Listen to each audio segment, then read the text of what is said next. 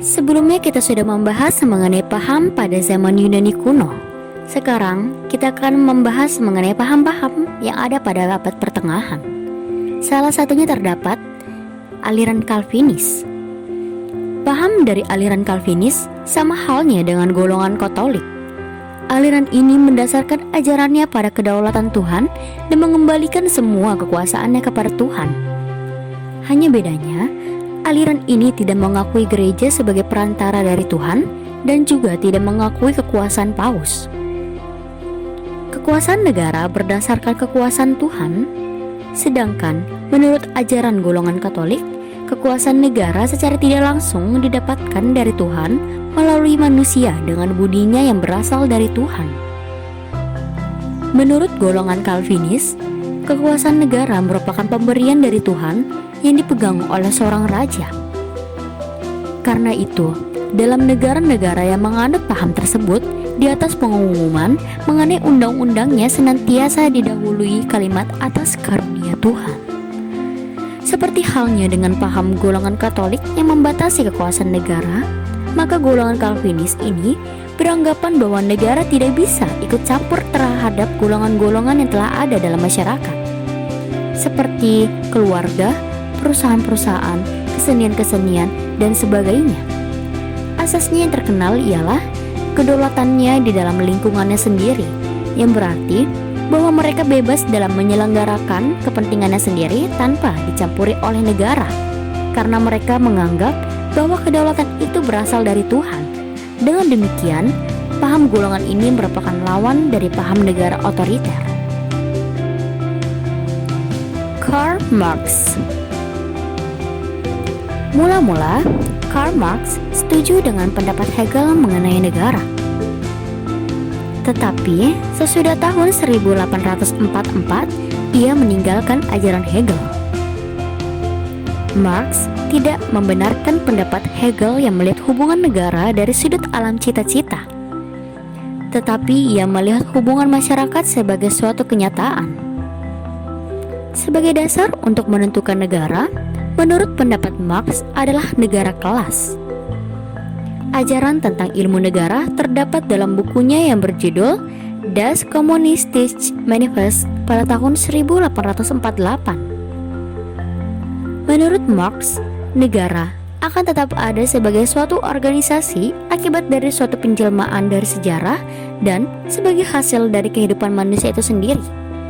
Jika kemajuan dalam proses produksi dan pembagian kerja terdapat selama hak milik pemegang peranan yang penting. Sejak itu, negara disebut sebagai negara kelas dan juga berlaku bagi negara proletar. Jika negara borjuis diganti oleh negara proletar tersebut, setelah kaum proletar merebut kekuasaan dari kaum kapitalis. Tetapi, negara ini lama-kelamaan akan hilang dengan ditiadakannya hak milik terhadap alat-alat produksi yang sebelumnya ada pada tangan suatu kelas ekonomi di dalam masyarakat. Negara sebagai alat kekuasaan untuk menindas dan menguasai golongan yang lain akan lenyap dan berubah menjadi masyarakat yang tidak bernegara dan tidak berkelas.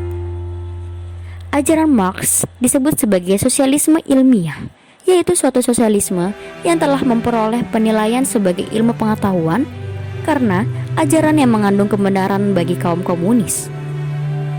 Pendapat Marx selanjutnya adalah suatu keharusan dari perkembangan sejarah manusia bahwa masyarakat akan menuju sosialisme yang dipimpin oleh diktator proletar.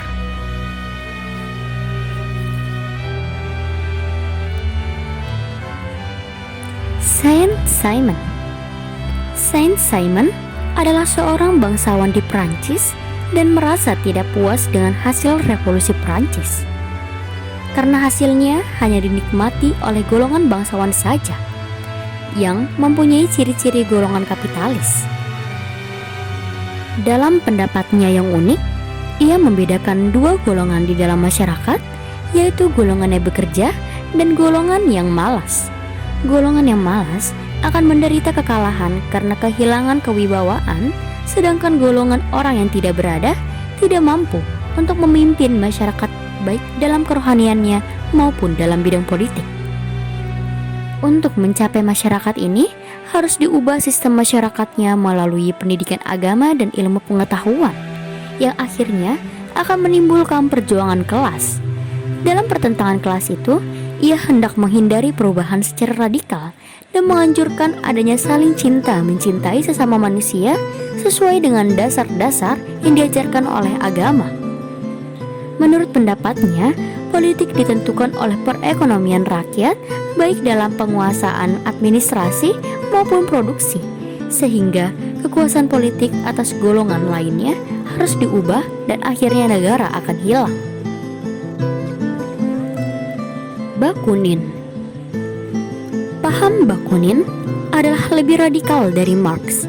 Ia menghendaki hilangnya negara di muka bumi karena negara merupakan suatu penyakit bagi masyarakat. Karena adanya negara maka timbullah penindasan dan penghisapan antara manusia dengan manusia. Negara senantiasa menjadi alat bagi siapa saja yang berkuasa untuk menindas golongan lain yang dikuasainya. Karena itu, negara harus dilenyapkan dari muka bumi dan sebagai gantinya dibentuk perserikatan-perserikatan dari individu-individu yang bebas dari segala macam tekanan. Tidak boleh ada kekuasaan di atas individu-individu karena mereka bebas untuk memerintah dirinya sendiri. Apakah akibat dari paham Bakunin ini? Akibatnya ialah akan timbul kekacauan-kekacauan di dalam masyarakat yang mempunyai negara. Kalau dilihat dari sudut tata tertib di mana negara sangat diperlukan, pendapat Bakunin ini justru menghendaki kekuasaan di atasnya yang bisa disebut sebagai anarkisme. Paham ini tidak banyak penganut-penganutnya dan buktinya hingga sekarang masyarakat masih mengakui perlu adanya negara. Paham ini juga tidak mengikuti perkembangan sejarah manusia dan dalam ilmu negara ia tidak mendapat tempat yang subur. Aliran fasisme. Kira-kira pada tahun 1922 sampai 1944 sebelum Perang Dunia Kedua selesai, di Italia terdapat suatu paham yang berpengaruh dan disebut fasisme. Ajarannya pertama-tama menolak adanya negara hukum yang demokratis, di mana dalam negara demokratis diakui adanya hak-hak kemerdekaan manusia. Sebagai kelanjutan dari paham ini, ialah tidak diakuinya pembagian kekuasaan yang hendak mencegah adanya tindakan-tindakan sewenang-wenang. Pembagian kekuasaan dianggap sebagai sekunder. Kedaulatan tertinggi terletak pada negara dan tidak diakui adanya kekuasaan yang lebih tinggi dari negara.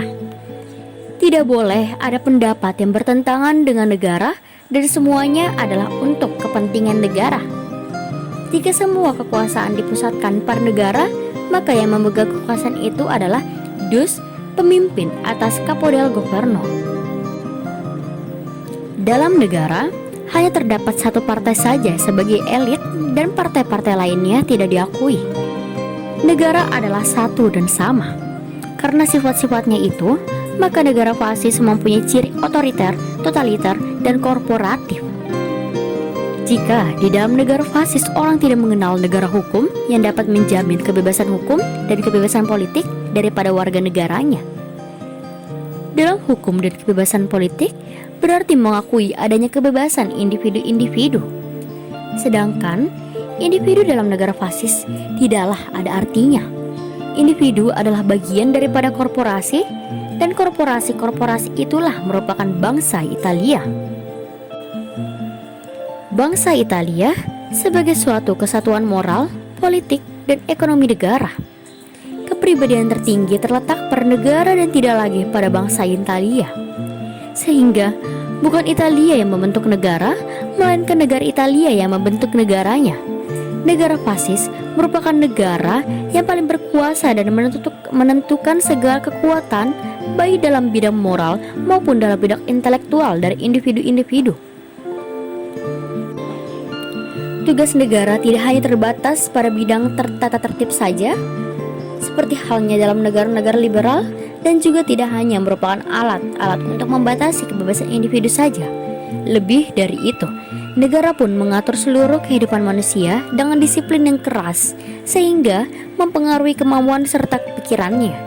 Negara merupakan pusat inspirasi yang mendalam bagi setiap bangsa Italia dan menanamkan kemungkinan dan tindakannya dalam bidangnya masing-masing, baik ia adalah seorang sarjana, seniman, atau pedagang. Pengerahan dari setiap warga negaranya adalah menaklukkan negara-negara di sekitar Italia dan kemudian hendak membentuk suatu imperium dunia. Hal seperti ini yang telah tersimpan dalam dada setiap orang Italia. Inilah yang menjadi tujuan akhir dari negara fasis. Oleh karena itu, tujuannya tidak objektif. Maka, jika dilihat dari segi ilmu negara, ia tidak mempunyai arti sebagai ilmiah.